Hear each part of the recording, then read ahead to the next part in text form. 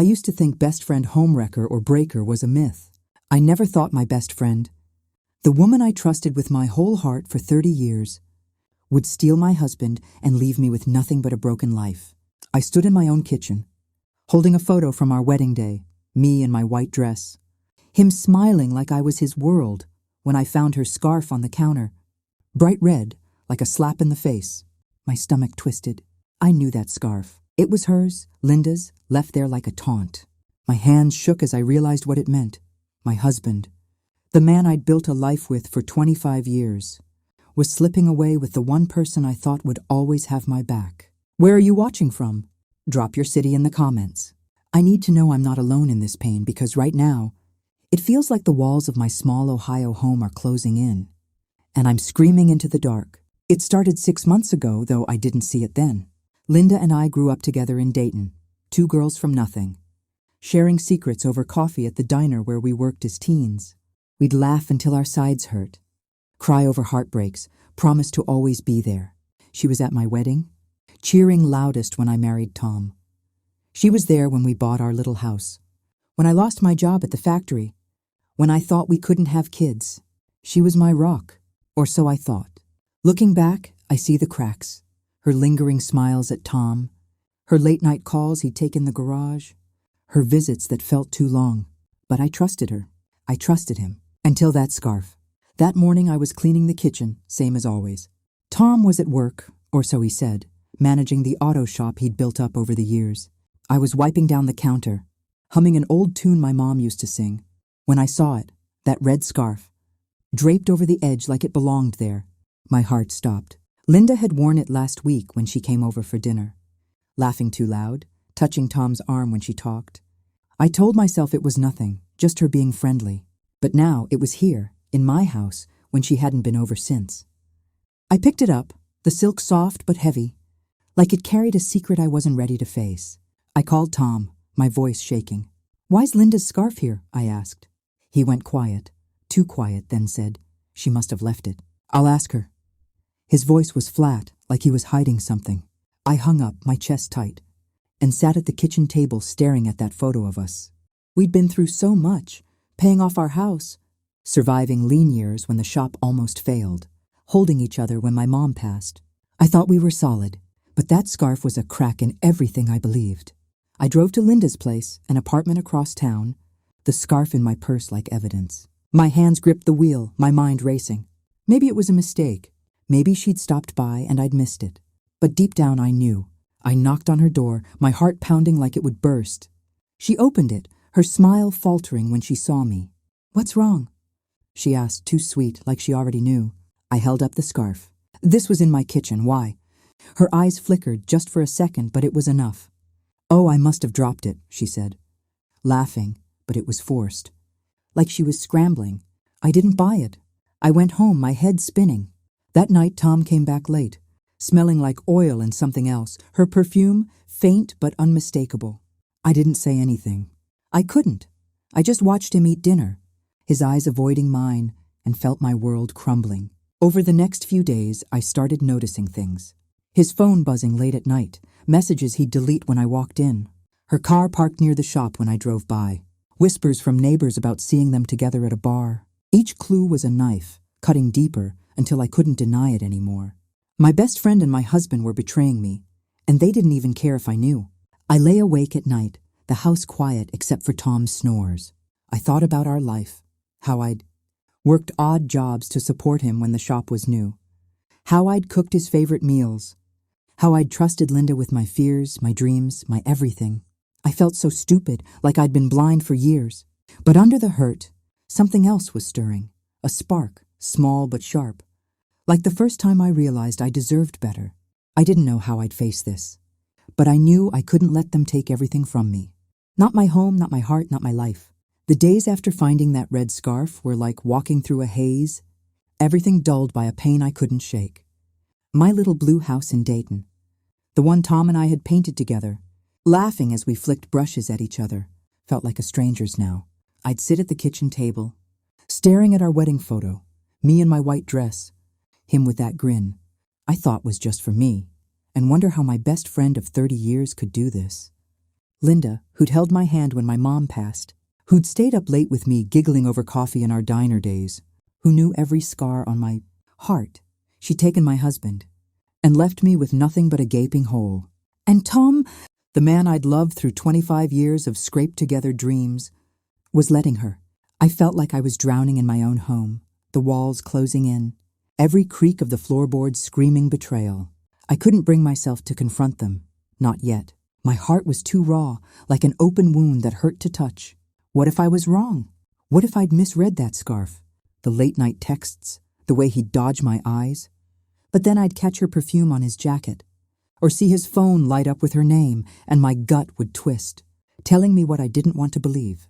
I stopped sleeping, my eyes burning as I lay in bed.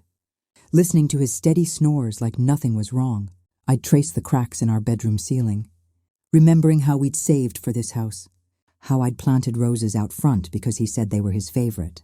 Those roses were wilting now, and so was I.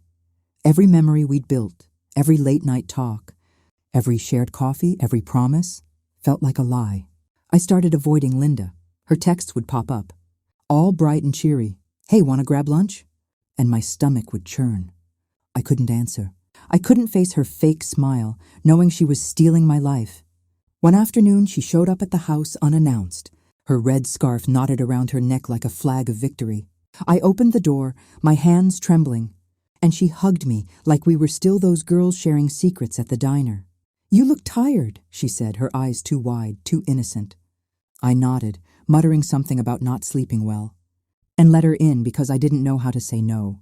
She sat on my couch, sipping tea from my favorite mug, talking about her job at the bank, her new haircut, her plans for a weekend getaway. Every word felt like a jab, like she was flaunting how easy it was to take what was mine. Tom was no different.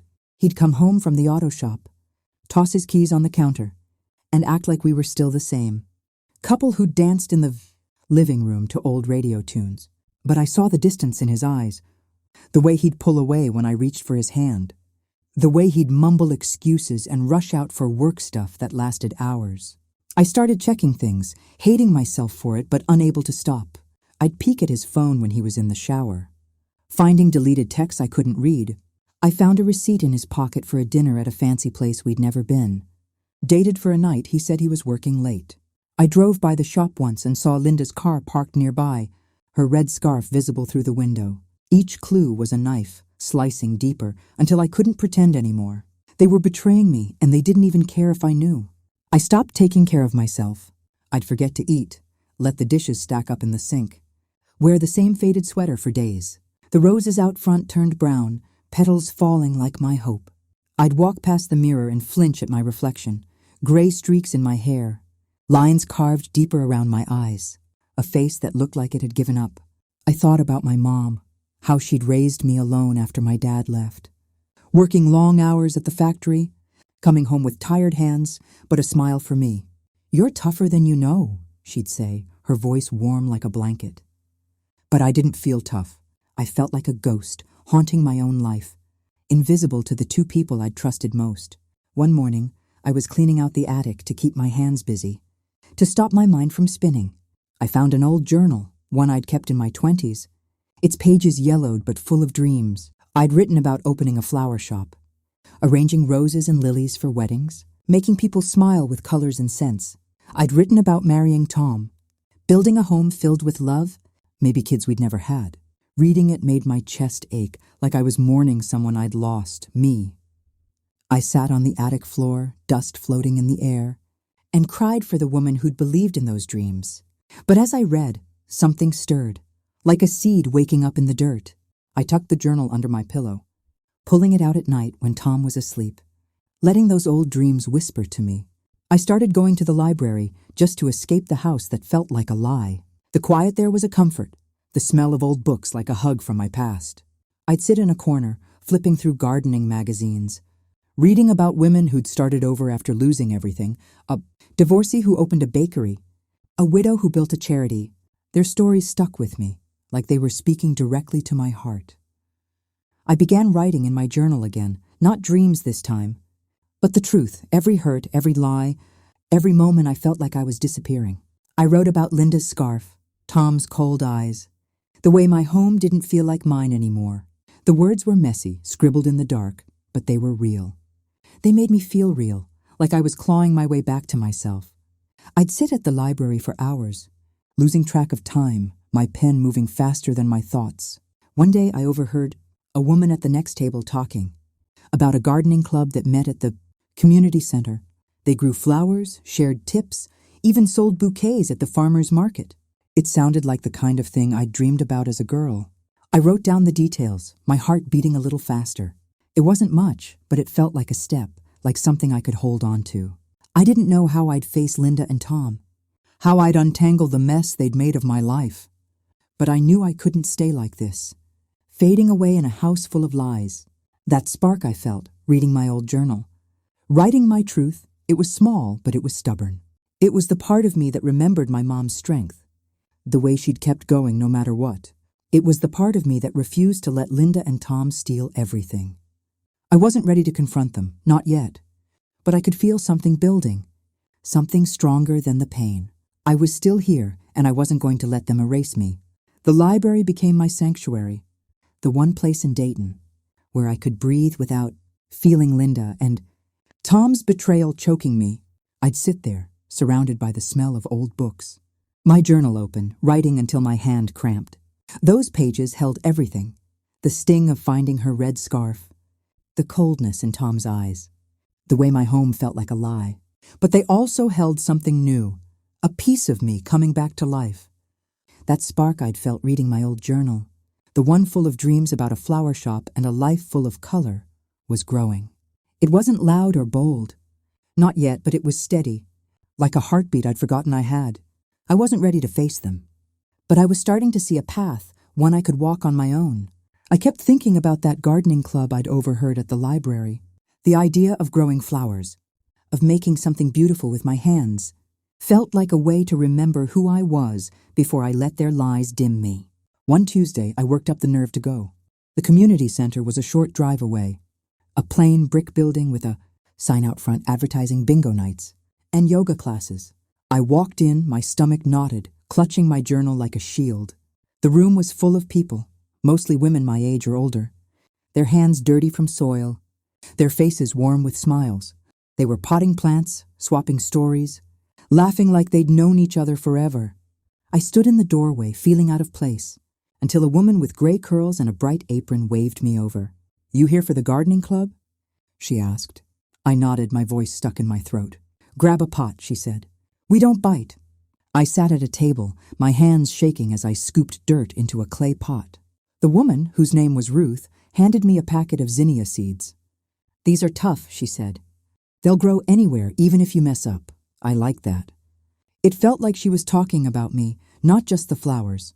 I planted those seeds, pressing them into the soil, and for the first time in months, I felt like I was doing something real, something mine. Ruth asked about me, and I told her a little, about growing up in Ohio, about my mom teaching me to love roses.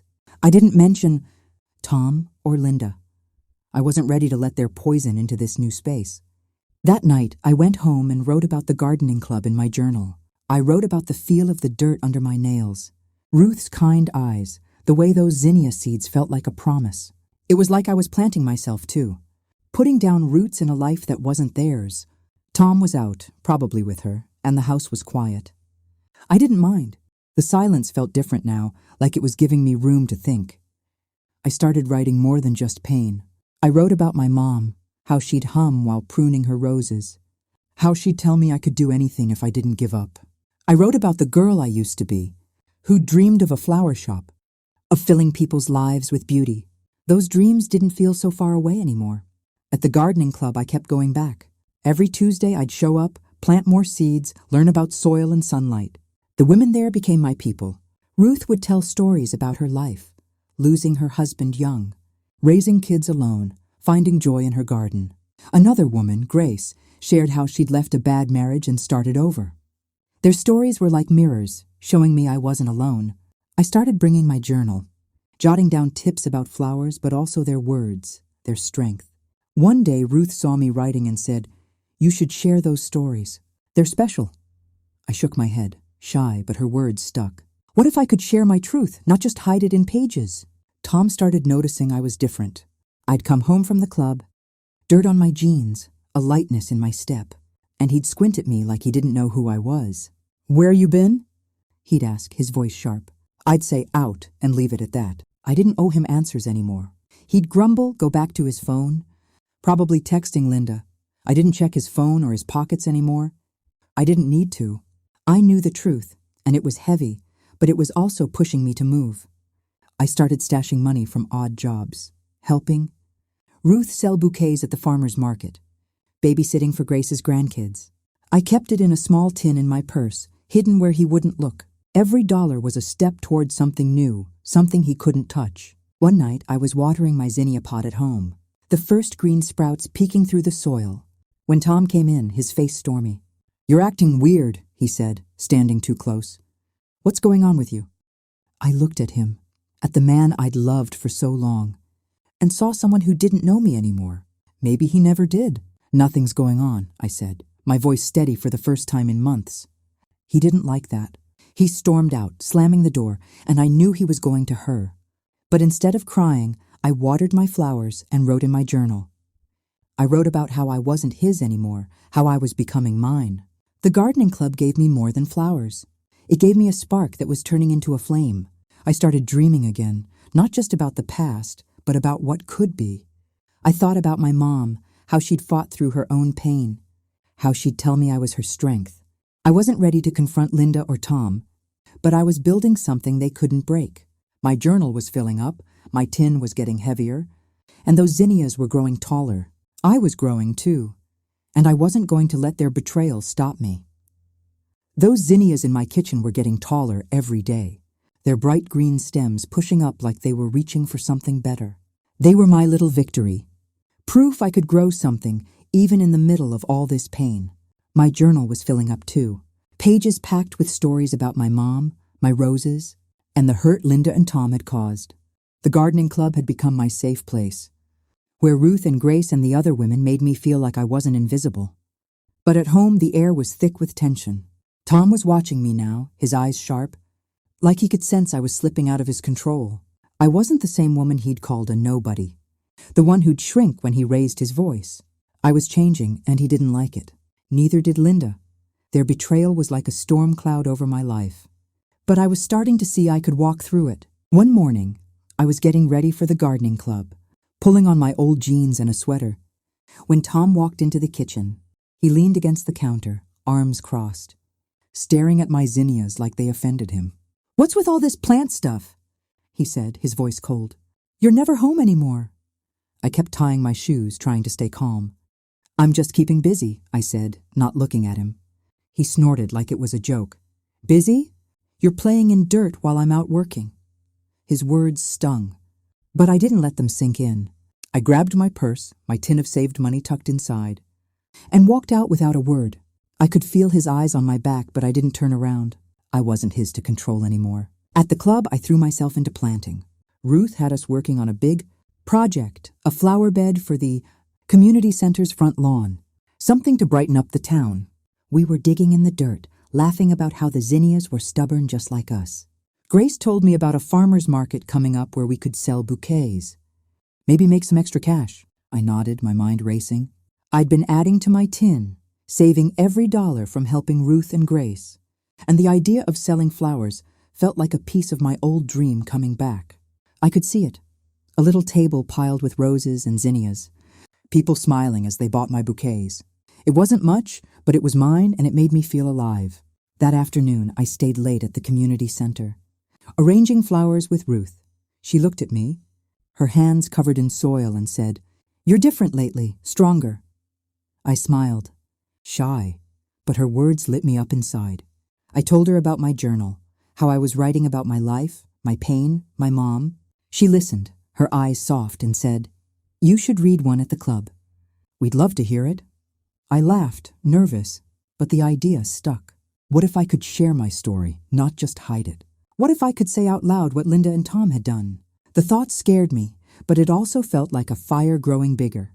When I got home, Tom was waiting, his face dark like a storm. He'd found my journal. It was on the kitchen table, open to a page where I'd written about his late nights. Linda's scarf, the way they'd made me feel like nothing. My heart stopped. "What is this?" he said, his voice low, angry. "You're writing about me?" "About her?" I stood frozen, my hands shaking. I wanted to grab the journal, hide it, but I was tired of hiding. "It's mine," I said, my voice stronger than I expected. "My thoughts, my truth." He laughed, sharp and mean. "Truth? You're just jealous, making up stories. Linda's a better friend than you deserve." That hit like a slap. I wanted to scream that she was no friend, that she'd stolen him, but I didn't. I just took my journal and walked away, my hands trembling but my head high. The next day, I went to the library, my safe place, and wrote more. I wrote about that moment, about Tom's anger, about how Linda's name coming out of his mouth felt like a knife. I wrote about the gardening club, about Ruth and Grace, about the zinnias that wouldn't give up. Writing was like breathing now, the only way I could make sense of the hurt. But it wasn't enough anymore. I needed to do something bigger, something that would show them I wasn't nothing. I started planning. I'd sell bouquets at the farmer's market, save more money, maybe find a place of my own. I wasn't ready to leave Tom yet. I didn't have enough saved, but I was getting close. Every dollar in my tin, every word in my journal was a step toward freedom. Then Linda showed up at the community center. I was helping Ruth set up the flower bed when I saw her car pull up, that red scarf around her neck like a warning. My stomach dropped. She walked over, all smiles, like we were still best friends. "Heard you're playing with flowers now," she said, her voice sweet but sharp. The other women looked at me, confused, but I could barely breathe. "What do you want?" I asked, my hands tight around a shovel. She laughed, light and fake. "Just checking on you. Tom says you're acting strange." That was it. She was here to spy, to report back to him, to keep me in my place. I wanted to tell her I knew everything, but the words stuck. Instead, I said, "I'm fine," and turned back to the dirt. She left, but her visit felt like a threat, like she was reminding me she had my husband, my life. That night, I sat with my journal, writing until my hand hurt. I wrote about Linda's visit, about how her smile made my skin crawl, about how Tom defended her like she was the one he loved. But I also wrote about the flower bed, about Ruth's encouragement, about the market coming up. I was starting to see a future, one where I didn't need them. I called my mom's old friend Betty, who lived nearby. She'd always been like an aunt to me, tough but kind. I told her everything, Linda, Tom, the scarf, the lies. She listened, then said, "You're stronger than this. Don't let them take your light." Her words were like my mom's, and they hit deep. I hung up, tears in my eyes, but not sad ones. They were angry, determined. I started preparing for the farmer's market, working late with the gardening club, tying bouquets with string, learning how to price them. Ruth gave me an old table to use, and Grace helped me make signs with bright markers. It felt like a dream I'd forgotten coming back to life. I didn't tell Tom. He didn't need to know. I was building something he couldn't touch, something Linda couldn't steal. Every flower I tied, every dollar I saved, every word I wrote was a piece of me coming back. I wasn't ready to face them head on, but I was getting there, and when I did, they'd see I was more than they thought. The farmer's market was my turning point. The moment I stopped being the woman Tom and Linda tried to erase. I stood behind my little table, covered with zinnias and roses I'd grown with the gardening club, their colors bright against the gray Ohio morning. My hands shook as I arranged the bouquets, but my heart was steady. Every flower was a piece of me, grown from dirt and determination, proof I wasn't nothing. I'd spent weeks building toward this, saving money in my tin, writing my truth in my journal, finding strength with Ruth and Grace. Their betrayal, that red scarf, Tom's cold eyes, Linda's fake smiles, they couldn't touch me here. This was my life, and I was taking it back. The gardening club had become my safe place, where Ruth and Grace and the other women made me feel like I wasn't invisible. But at home, the air was thick with tension. Tom was watching me now, his eyes sharp, like he could sense I was slipping out of his control. I wasn't the same woman he'd called a nobody, the one who'd shrink when he raised his voice. I was changing, and he didn't like it. Neither did Linda. Their betrayal was like a storm cloud over my life. But I was starting to see I could walk through it. One morning, I was getting ready for the gardening club, pulling on my old jeans and a sweater, when Tom walked into the kitchen. He leaned against the counter, arms crossed, staring at my zinnias like they offended him. "What's with all this plant stuff?" he said, his voice cold. You're never home anymore. I kept tying my shoes, trying to stay calm. I'm just keeping busy, I said, not looking at him. He snorted like it was a joke. Busy? You're playing in dirt while I'm out working. His words stung, but I didn't let them sink in. I grabbed my purse, my tin of saved money tucked inside, and walked out without a word. I could feel his eyes on my back, but I didn't turn around. I wasn't his to control anymore. At the club, I threw myself into planting.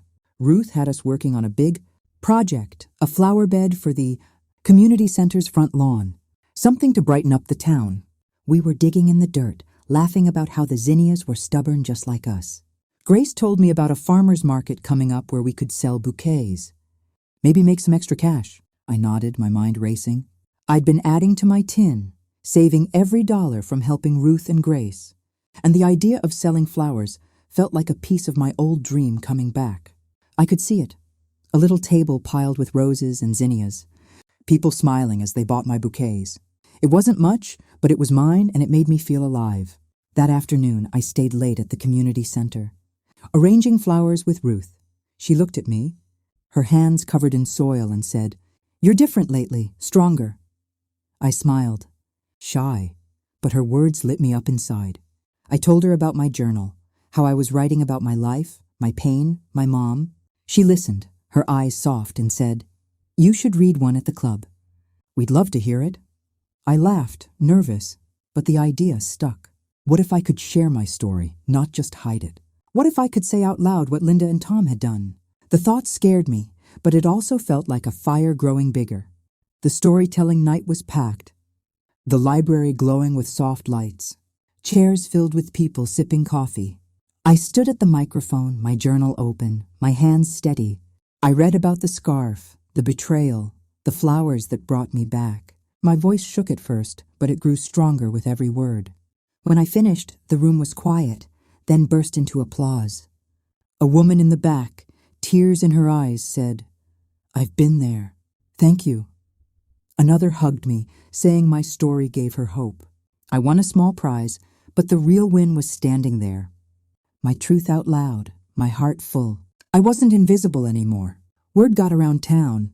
People started whispering about Tom and Linda, how they'd betrayed me, how I'd stood up. I heard Linda lost her job at the bank, too many. Rumors about her stealing more than just husbands. Tom's shop struggled. Customers didn't like a man who'd hurt one of their own. My revenge wasn't planned, but it was sweet. I didn't need to hurt them back. I just needed to live, to shine, to be me. I kept selling flowers, started a small gardening class at the community center, taught women like me how to grow their own zinnias. I called my mom's friend Betty, told her everything, and she laughed, saying, "You're your mom's daughter, all right." Now I'm building a life I love. My apartment's small, but it's filled with flowers and light. I'm saving for a flower shop, like I dreamed when I was young. I write every day, sharing stories at the library, hearing from women who've been hurt like me. I'm not rich, but I'm rich in ways Tom and Linda will never understand. Friends who lift me up, a purpose that's mine, a heart that's whole again. I want to hear from you. Have you ever had someone betray you, make you feel like nothing? How did you fight back? Drop your story in the comments. I'm reading everyone, because your strength keeps me going. If this moved you, hit that like button, smash subscribe, and join AuntyMaeDiary. We're telling real stories here, pain, betrayal, and comebacks that make you feel alive. Next time, I've got another woman's story, one that'll hit you right in the heart. Don't miss it. This is AuntyMaeDiary, where we turn hurt into strength. Stick with us.